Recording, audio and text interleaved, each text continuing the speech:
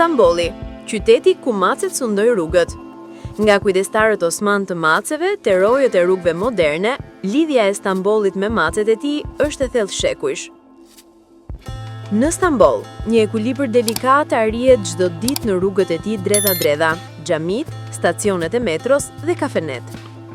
Më shumë se 15 milion njerëz konkurrojnë për hapësirë në qytetin më të madh të Turqisë, i cili shtrihet në Europë dhe Azi në të dyja anët e Bosforit, ashtu si një mace shtëpiake e ulur gjysmë në divan, gjysmë në tavolinën e kafes.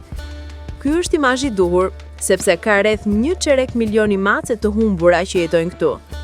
Macet janë të endura në vetë pëlhurën dhe historinë e qytetit, aq të kudo ndodhura sa aqilimat në shitja në çdo cep. Ky është një qytet i ndar, një qytet që mjavëllon pa pushim me dashuri dhe jetë. Macet e Stambollit në përgjithësi nuk janë as kafshë shtëpiake, as kafshë të humbura, por një hibrid i këtyre termave. Macet nuk janë në pronësitë e njerëzve të saktuar, por kujdesen nga komuniteti në lagjet e tyre përkatëse, thot fotografi Marcel Heinen. Bashkëthemeluesi i Muzeut të Maceve në Stamboll, Fatih Dagli, thot se çdo komunë ka një departament veterinar që ndihmon kafshët e rrugës në rrethin e tyre, me shërbim falas sterilizimi për macet e rrugës.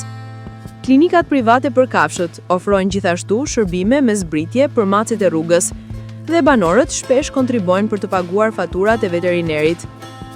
Ky përkushtim ndaj maceve nuk është diçka e re.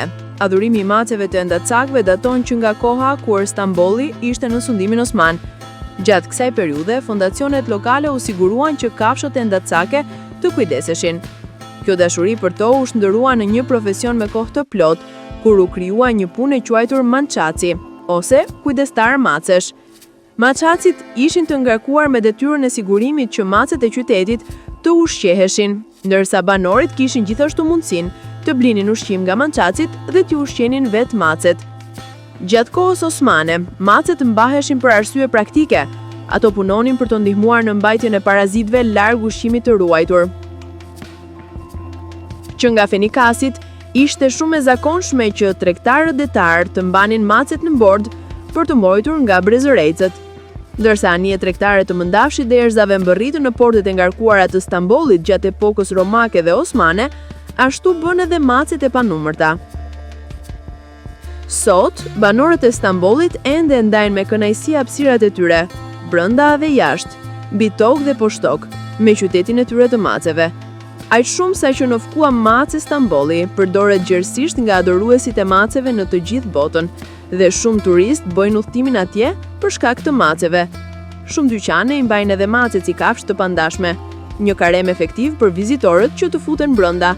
Shumë të tjera lën jashtë tasa me ushqim dhe ujë për kafshët endacake, që kalojnë ashtu siç janë udhëtarët që shkojnë dhe kthehen nga puna. Në ditët e sotme, macet kanë një punë tjetër. Ato janë ambasadore jo zyrtare turistike, duke zbutur segat e një qyteti të vështirë dhe të ngarkuar. Shumë nga macet e rrugës së Stambollit do të shfaqen te këmbët tuaja dhe në fotot tuaja. Fytyrat, putat dhe mjavullinat do të mbeten të ngultura në kokë dhe zemrën tuaj shumë kohë pasi të largoheni nga ky vend. Ato janë një kujtesë jo shuese se ai është e mundur kur ne ndajmë në paqe hapësirat tona, ushqimin dhe jetën tonë me të tjerët, në shtëpi dhe gjatë udhëtimit.